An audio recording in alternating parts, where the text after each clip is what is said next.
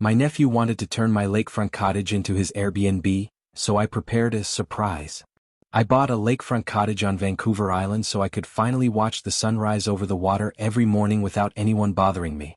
That peace didn't last long. My nephew called and said, "I'm turning your place into an Airbnb. You can stay in the back room when there aren't guests. Be grateful I'm including you." I didn't argue.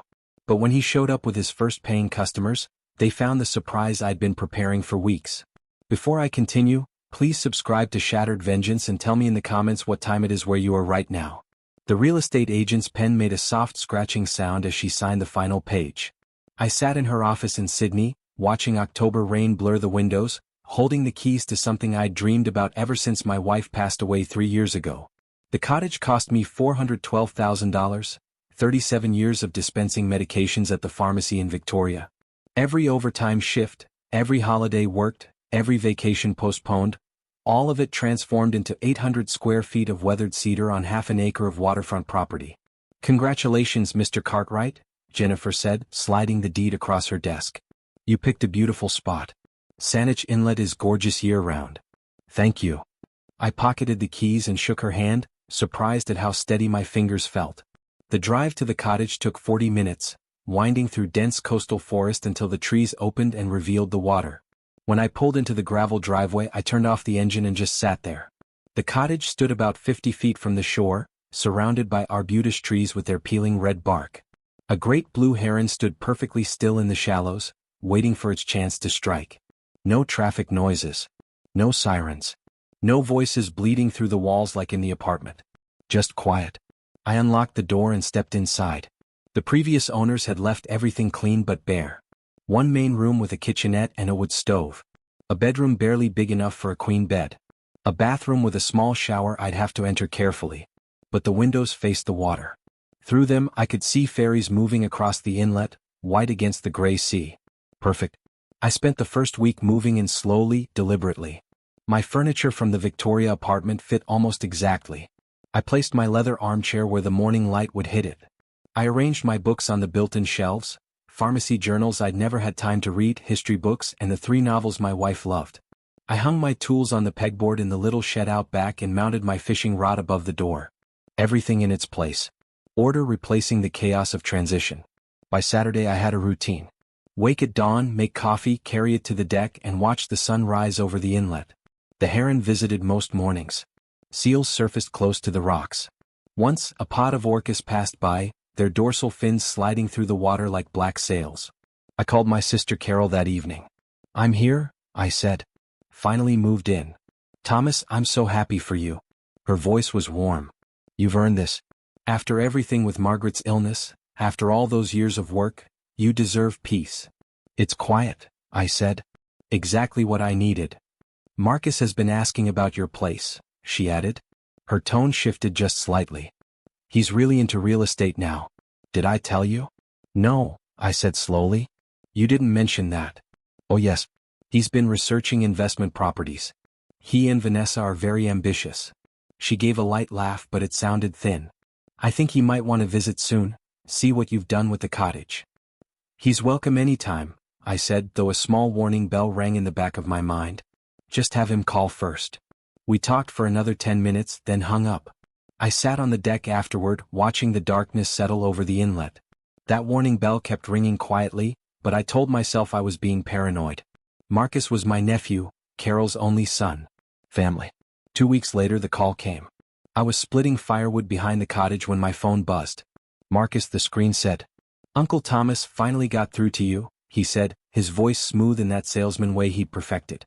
"Mom said you're all settled in the new place." "That's right." I set down the axe and walked toward the deck. "How are you and Vanessa?" "We're excellent." "Listen, I've been looking at your property on Google Maps," Marcus said. "That's prime waterfront you've got there. Do you know what the rental potential is on a place like that?" My grip tightened on the phone. "Rental potential. Airbnb. Short-term vacation rentals. Your cottage could easily pull in 4, maybe 5,000 a month during peak season," he continued. "More if we renovate a little. I've been running the numbers and the ROI is incredible." "Marcus," I said carefully, "I bought this place to live in. It's not a rental property." "I get that," he said, "but hear me out. You're sitting on a gold mine. We could partner up, just you and me. I'd handle everything. Management, bookings, cleaning. You just collect your share of the profits. And when it's not rented, you can stay here. The back bedroom would work fine for you. The audacity took my breath away. The back bedroom of my own cottage. Think of it as an investment property that you also get to use, he went on. Best of both worlds. I'm offering to do all the work, Uncle Thomas. All you have to do is say yes. I'm saying no, Marcus. This is my home, not a business opportunity. His tone shifted, cold, almost patronizing. That's short-sighted. You're retired. You're alone out there. What if something happens? What if you need money for medical expenses? At least think about it. There's nothing to think about. I appreciate the call, but my answer is no. We'll talk again soon, he said, and hung up before I could respond. I stood there, staring at the water. The heron was back in the shallows, perfectly still, patient. I envied its simplicity. That night, sleep escaped me. Marcus's words kept replaying. Back bedroom would work fine for you. As if my cottage belonged to him, and he was generously offering me a corner of it. 3 days later, Carol called. Thomas, Marcus is really upset, she said. He says you rejected his business proposal without even considering it. Carol, I said, he wants to turn my cottage into an Airbnb and have me stay in the back room when it's not rented. How is that a proposal? It's my home. He's just trying to help. You know how enthusiastic he gets about opportunities. Vanessa's been encouraging him to build a property portfolio. He can build it with properties he buys himself, I said. Not mine. There was a pause. You've changed since you moved out there, she said softly. You sound different. Harder. I sound like someone protecting what took 37 years to earn. After we hung up, I sat at my kitchen table, pulled out a notepad, an old habit from my pharmacy days, and wrote everything down. The date of his call. His exact words as best as I could remember. Carol's follow-up. Not because I expected to need it, but because precision prevents misunderstanding. 2 quiet weeks passed. I slipped back into my routine. Morning coffee, reading, long walks along the shore, evening fires in the wood stove. For a moment, I even believed Marcus had accepted my refusal. Then, on a Tuesday morning in early November, I was replacing a rotted board on the deck when a sedan pulled into my driveway. Marcus and Vanessa stepped out. They hadn't called. Uncle Thomas. Marcus waved cheerfully as if we'd run into each other by chance. We were in the area. Thought we'd stop by. Vanessa, tall, polished, dressed in clothes far too expensive for a casual visit, surveyed the cottage with sharp, appraising eyes. It's smaller than I expected from the listing photos, she said. What listing photos? She blinked. Oh, just the real estate photos from when you bought it. We've been studying the property. Marcus climbed the deck stairs without waiting for an invitation. Can we come in? He said. We'd like to discuss something important. I considered saying no. But I knew Carol would hear about it, and I'd be painted as the unreasonable one. 5 minutes, I said. I have errands in town. Inside, they sat at my kitchen table like they were conducting a board meeting. Marcus pulled out his phone and opened a spreadsheet. I've done comprehensive research since we last spoke, he said. Your cottage, properly marketed, could generate $60,000 a year in gross rental income. After expenses, that's $35,000 to $40,000 in profit. Split 50-50, you'd be making $17,000 to $20,000 in passive income. I don't want passive income, I said. I want to live in my home. Vanessa leaned forward, her voice soft and calculated. Thomas, she said gently, may I be frank? You're 64 years old, living alone in a fairly isolated location. What's your 5-year plan, Uncle Thomas? And what if you eventually need assisted living? Marcus leaned forward, his tone shifting into something rehearsed. Properties like this lose value if they're not maintained. We can help you. You get steady income, we handle everything, and the place gets managed professionally. I'm maintaining it just fine, I said. And no, this cottage is not for rent. Marcus's expression hardened instantly. You're being selfish, Uncle Thomas. Mom said you'd be difficult about this. My jaw tightened. Carol said that? She's worried about you, he continued. We all are. You've isolated yourself out here. You're not thinking clearly. Before I could respond, Vanessa stood up. Let's go, Marcus. He's not ready to see reason yet. At the door, Marcus turned back one last time. Think carefully. You might not get another offer this good. And if you change your mind later, the terms might not be so generous. They left, their car disappearing down the long gravel driveway. I stared after them, then immediately called Carol. "Did you tell Marcus I'd be difficult about his rental scheme?" "Thomas," she sighed, "I only said you were very attached to the cottage. He's worried about you being out there alone." "We both are." "I'm not alone. I'm solitary." "There's a difference." "Is there?" she shot back. "It's been 3 years since Margaret passed. You've cut yourself off. You moved to the middle of nowhere and now you're fighting with family who's trying to help." Her words stung, not because they were cruel but because there was a sliver of truth in them. I had withdrawn after Margaret died. Without her, even my pharmacy work felt hollow. But withdrawing didn't mean I was unstable.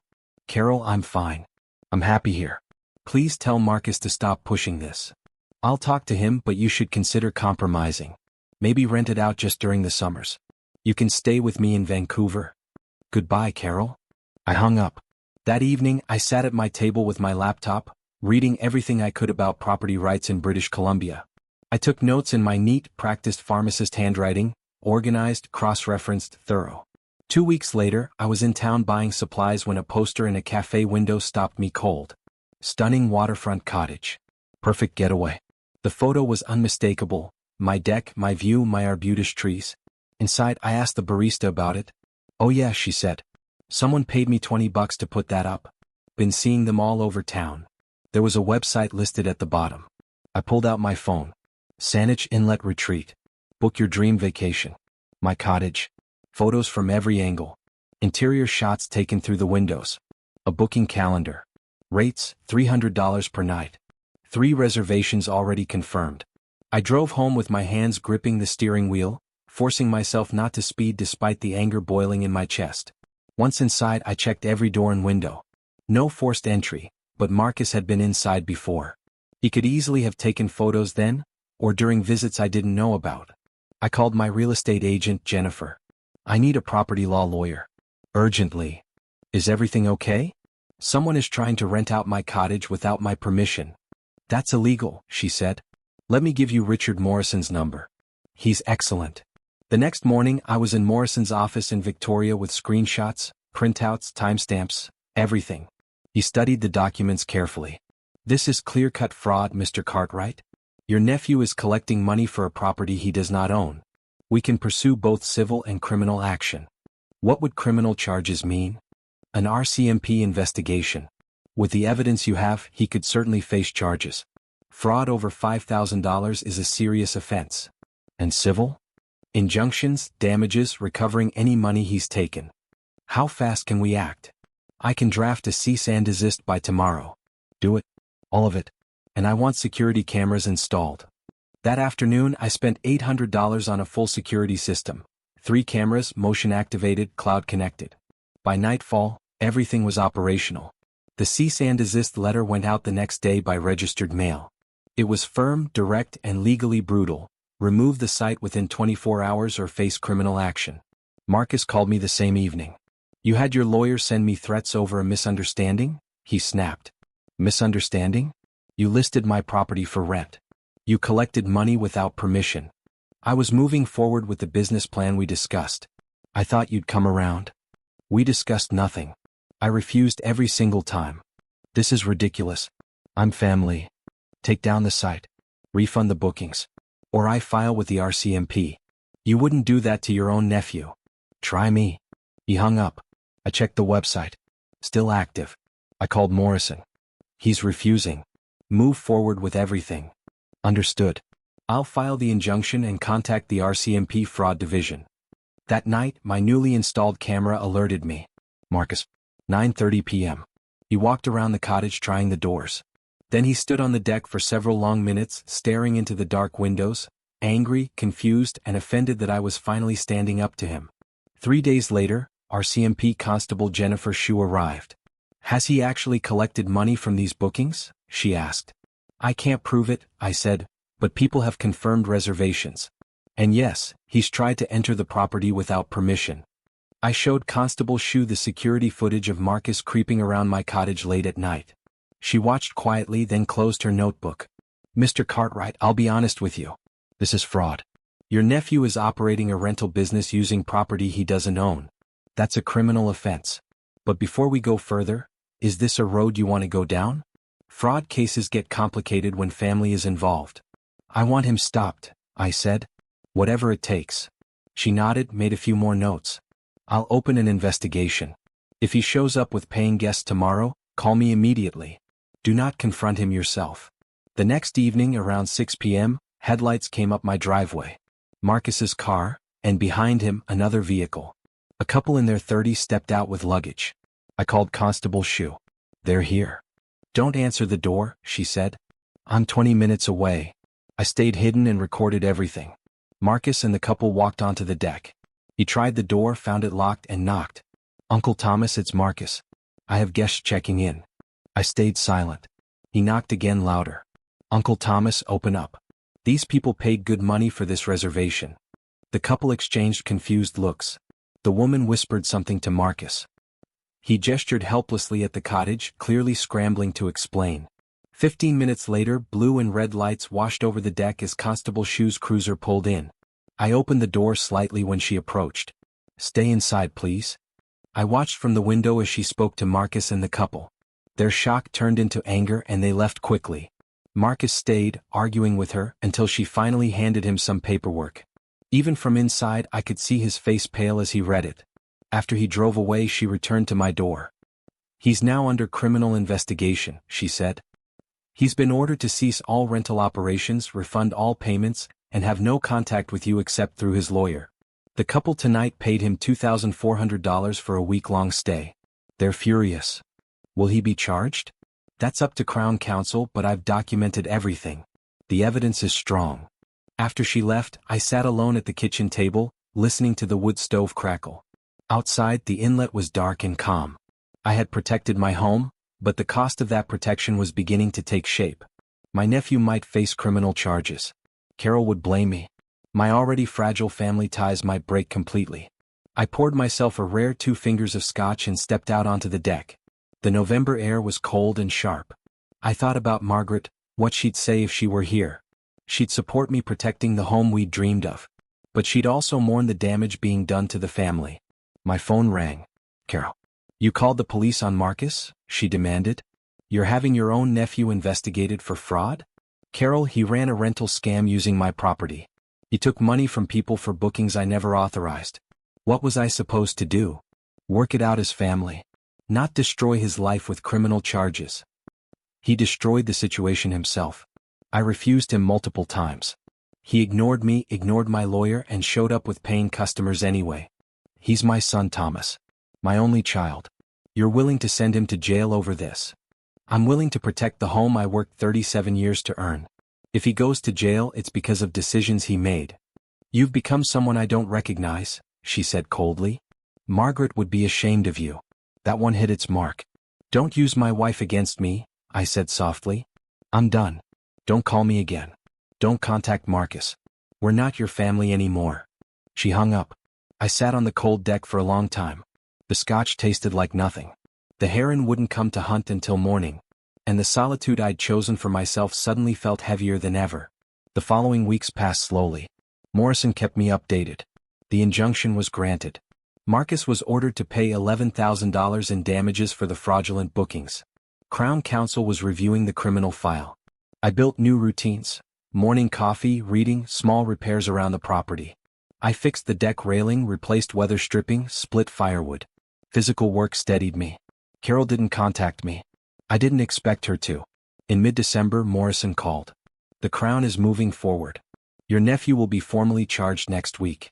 The likely outcome is a plea deal, conditional discharge, restitution, probation. No jail if he behaves. What does that mean practically? A criminal record, but it can eventually be cleared if he completes probation. He'll owe you restitution on top of the civil amount. He'll never pay it. Maybe not all of it. But the consequences are real.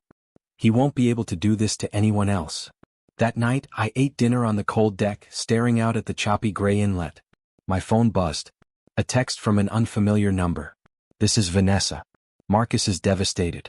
You ruined his life. I hope you're proud. I deleted it. Lying in bed, I replayed Carol's accusation.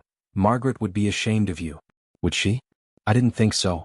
She'd been kind but strong. She understood boundaries. And she believed in second chances. Maybe she'd want me to leave a door open. I sat up and wrote an email, not to Marcus but to Carol. I'm sorry for how this has hurt you. I love you, and when you're ready to talk I'll be here. But I won't apologize for protecting my home. Marcus made choices that had consequences. The door is still open if you want to see me. Thomas. I sent it before I could overthink it. Christmas passed quietly. I cooked a small turkey, watched the heron hunt on Boxing Day. In January the inlet froze at the edges. One afternoon I heard a car. The security camera showed Carol's sedan. I opened the door as she stepped onto the deck. She looked tired, older. Can I come in? She asked. Of course. I made tea while she sat at the same table where Marcus once showed me his rental spreadsheets. He took a plea deal, she said. Conditional discharge. 2 years probation. $25,000 in restitution and fines. She exhaled heavily. He and Vanessa are separating. The stress, the legal bills, she couldn't handle it. I'm sorry, I said quietly. Are you? This is what you wanted. No, Carol. I wanted peace. I wanted him to respect my decision. I didn't want any of this. She looked around the cottage, properly seeing it for the first time. Margaret's photo on the mantel, the books, the view of the water. It's beautiful here, she whispered. Thank you. I don't know if I can forgive you. He's my son. I know. And he was wrong. I've had months to think about it, and I see now that I enabled him too, by keeping quiet. She wrapped her hands around the warm cup. When did I raise someone who thought he could take what wasn't his? I don't know. We sat in silence. Outside, the heron landed gracefully in the shallows. That's my regular visitor, I said. Comes almost every morning. Carol watched it. Margaret would have loved this place. That's why I bought it. We dreamed of retiring somewhere quiet, near water. She would have handled this better than either of us. Yes, I said with a small smile. Probably. Carol finished her tea and stood. I should go. I just wanted to see the place. And you? Make sure you're all right. I'm all right. At the door she paused. Can I visit again? Not right away. But eventually. Anytime, I said. Just call first. I like the solitude. She almost smiled. That sounds like you. After she left, I settled into my chair by the wood stove. The heron was still hunting, patient and focused. I picked up my book but didn't read. I just watched the inlet, the winter light, and the quiet water. This cottage was mine, earned through 37 years of work, defended through months of conflict. The price had been high, and the damage to family might never fully heal. But sitting there in the peace I had fought for, I didn't regret the choice. The heron caught a fish, swallowed it in one smooth motion, and continued on. I went back to my book. If you like this story, please like this video, subscribe to the channel, and share your impressions of this story in the comments. To listen to the next story, click on the box on the left. Thank you for watching.